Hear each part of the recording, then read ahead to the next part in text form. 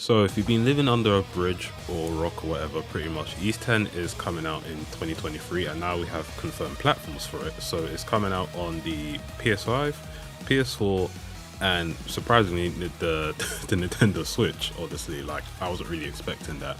The name that they've given the game is East 10 Nordics, and it takes place in the northern sea of Bellio Bay, which is made up of countless islands, which are big and small from what they've said.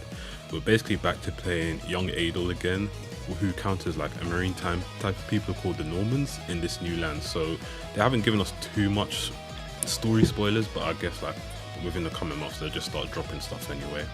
Now the battle system has changed quite a bit, and this is what they've been saying from the get-go pretty much. With most East games you get the same hack and slash pretty much, you know, and I think now is a good time for them to actually experiment with something new.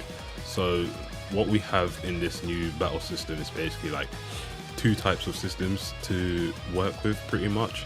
We now have the cross action system, which allows the player to fight using two types of modes, in like depending on the situation you have. So you have solo mode, which allows you to control basically like the one person pretty much, and you'll have like help from your AI teammates that will give you like support you in like attacks or items or whatever pretty much. You also have combination mode, is just what they call it, where the player has basically given the opportunity to control both parties pretty much, or like both characters in a sense. Maybe you might get more characters, but so far it's like only two characters right now, which is seemingly used for formidable foes, as they call it. So basically like bosses and stuff, more or less. Honestly, I'm kind of interested to see how it plays out. You know, I know people are a bit iffy on changes, especially when it came to like Kuro as well, but I think they can do it well.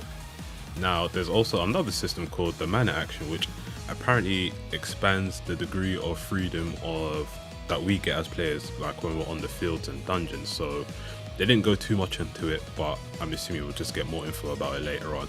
And one final note is that we are allowed to like control a ship for once in the game, you know, the first time.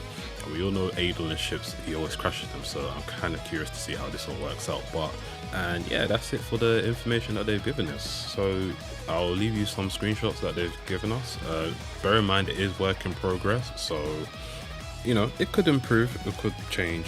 We all know what happens when it comes to these types of stuff, but overall the game's looking I'm actually excited for the game, honestly, still. So yeah, this is your boy CG Inferno, and I'll see you guys later.